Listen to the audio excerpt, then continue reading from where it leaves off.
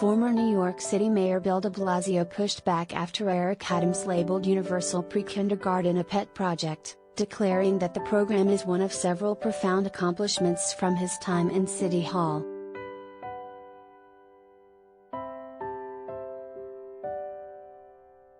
The congressional hopeful was asked on WABI's City Watch about Adams' comments to the Post ripping ex-mayors for focusing on a single pet project, ticking off a list that included pre-K and an obvious dig at his immediate predecessor.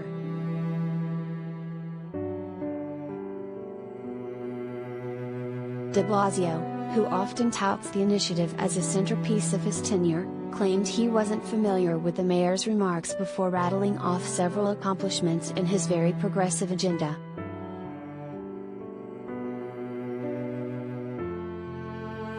"Well, I didn't hear anything specific, but I'll tell you, it's pre-K and 3K.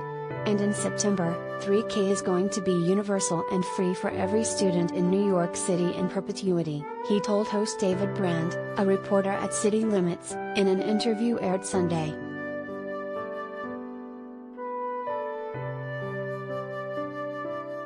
"Look, I presented a very progressive agenda in 2013, the former mayor continued. I said we're gonna do transformative things to help working people and to fight income inequality.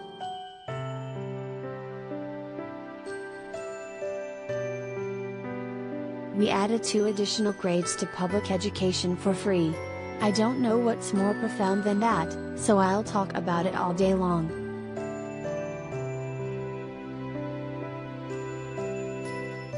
De Blasio listed offering municipal ID cards for all New Yorkers regardless of immigration status, appointing members to the Rent Guidelines Board who enacted tenant-friendly increases, branded eco-friendly measures, and his street safety program aimed at reducing road deaths as his other achievements during his 8 years in office.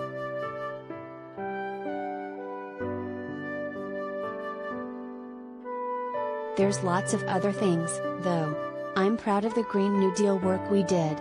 I'm proud of IDNYC, I'm proud of Vision Zero. I'm proud of a lot of things," he said.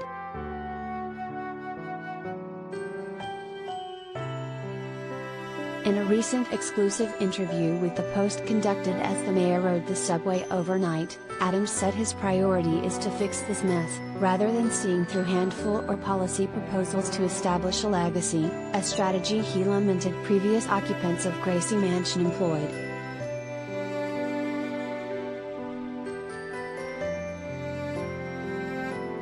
The clear shot at the mayor-turned-house hopeful came after de Blasio, who has often touted his close relationship with, and support for, his successor, slightly changed his tune after announcing his bid for the open seat in May.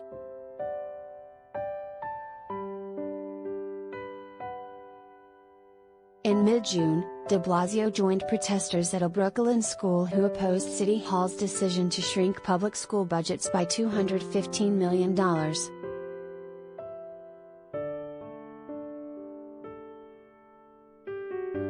De Blasio told HuffPost in a Q&A published June 23 that he would like to see Adams focus on progressive ideas that were his roots.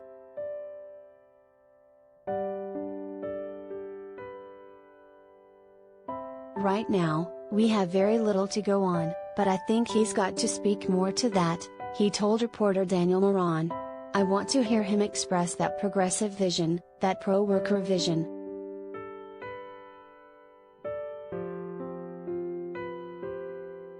Adams isn't the only Democratic executive de Blasio has gently critiqued of late.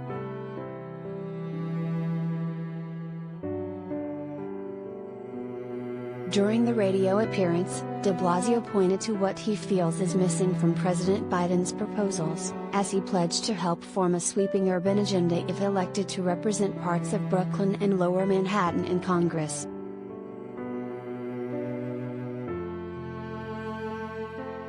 "But you know what's interesting is, in New York City, at least we had an agenda for fundamental change," he said, pivoting away from the Adams-related question.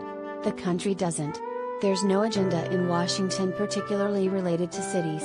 There is literally not an urban agenda."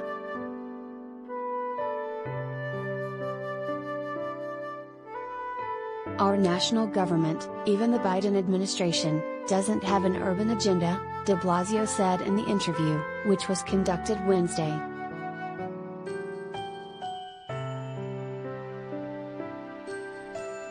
One of the things I want to fight for is a thoroughgoing agenda that is about affordable housing, access to health care, profound changes we have to make in the way we get around, and how we protect climate, all of which are needed if our cities are going to be sustainable, the former mayor went on. I want to be that voice in Washington,